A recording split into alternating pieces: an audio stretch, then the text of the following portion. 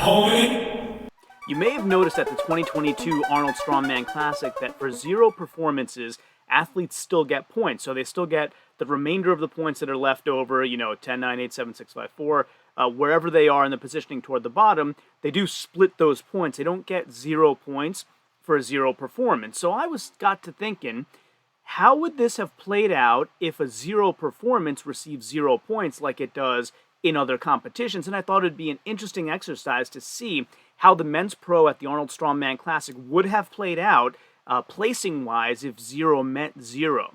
So just to give you an idea of what I'm talking about, if we have a look at the World's Strongest Man from 2021, we have a few examples. For example, if we look at the group stages, Robert Oberst, 0 reps on the squat, got 0 points.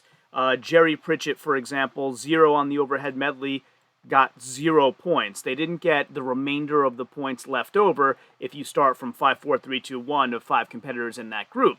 However, at the Arnold Strongman Classic, if we go look there, and all credit to Strongman Archives for assembling our results here in a nice, easy-to-read format.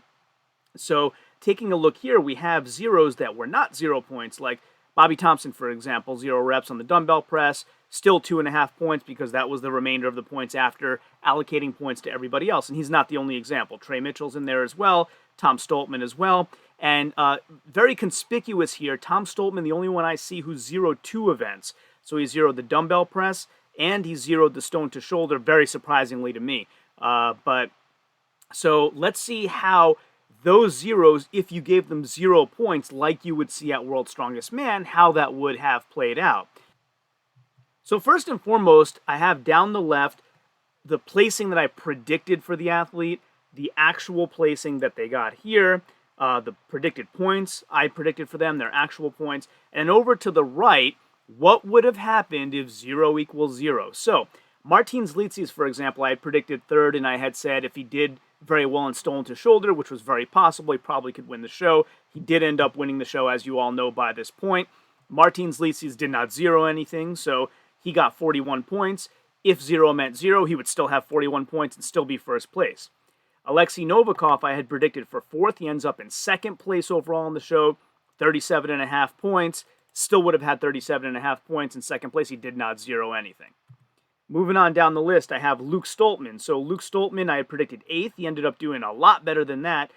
Tied for 3rd place with Bobby Thompson, 30.5 points. Also, Luke did not 0 anything. No change for him. Bobby Thompson is where we see the first change. So Bobby Thompson, I had predicted 9th, and another guy who did way, way better than I expected. Bobby Thompson comes in 3rd with 30.5 points. Now, if we look through Bobby Thompson's performance here, I have the detailed breakdown that you've seen in my previous videos. So he had 7 points in the squat for max.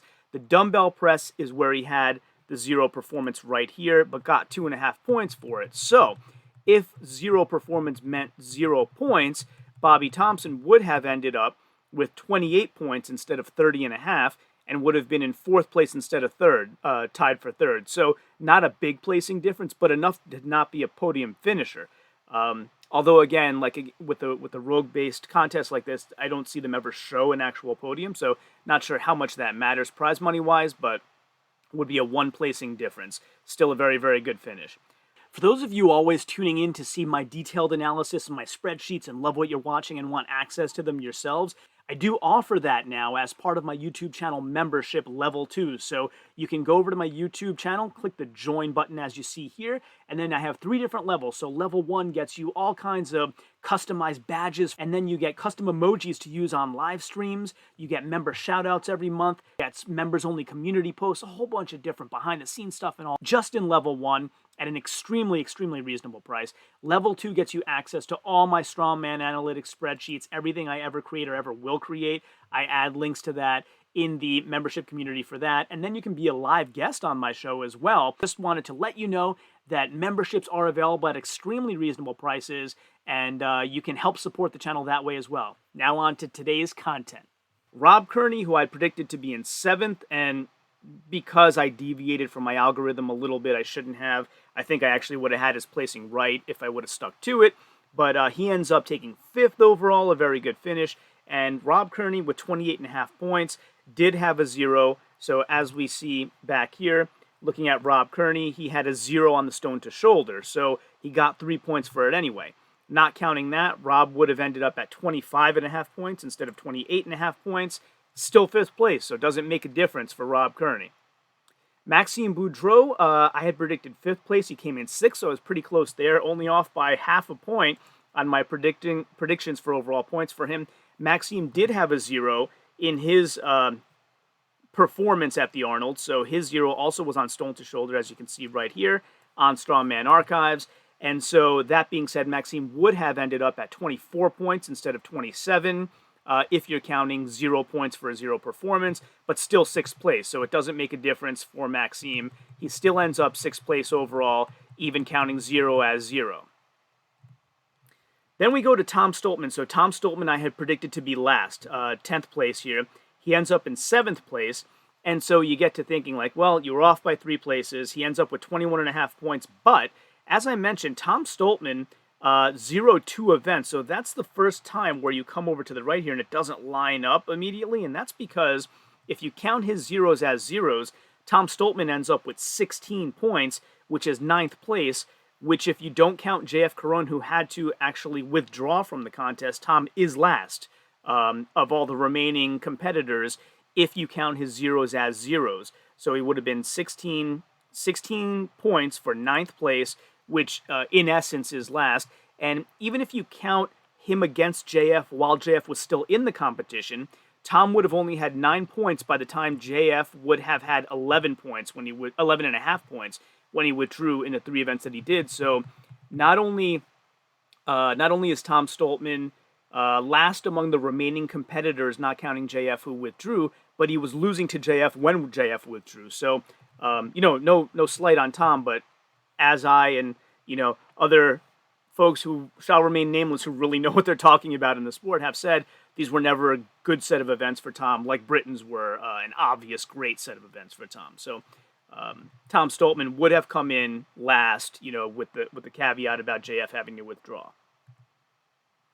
Okay, then going down the list, you have Trey Mitchell, who I predicted to be tied for first, or coming in second if you count the stone event and how he would have done there, and he ends up doing a lot worse than that at 7th place. We did hear he came in with some injuries, and I think he kind of got gypped on stone to shoulder as well. So all those being said, prediction might have been a little closer to reality, but he comes away with 21.5 points.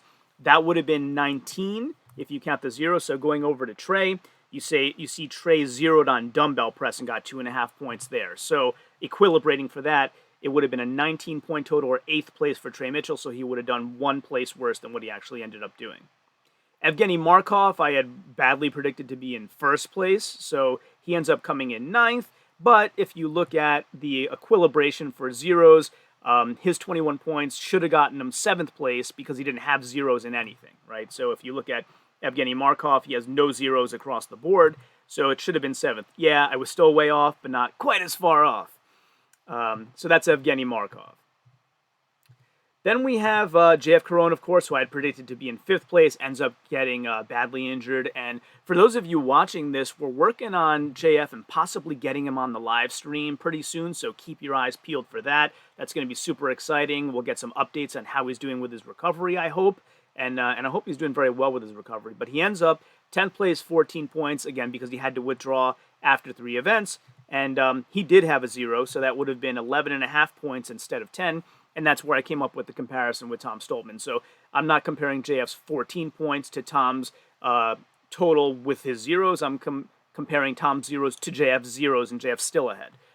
So those would have been your placings if 0 meant 0 at the Arnold's, like it does at World's Strongest Man and many other competitions. You can have your opinion and I can have mine on whether it should be 0 or not, but I just thought it would be a fun exercise to see if we did things the same way as other contests, where we would have ended up. And again, that's Martins Licis still winning the show, Alexei Novikov 2, Luke Stoltman solidly 3 now instead of being tied. He'd be solidly number 3, Bobby Thompson 4, Rob Kearney 5, Maxime Boudreau 6, Evgeny Markov would move up to 7, Trey Mitchell would move down to 8, Tom Stoltman would move down to 9, and JF Caron 10 because he had to withdraw and didn't do 2 of the events. Hope you found this useful and interesting take on things. And of course, until next time, as always, ciao, homie.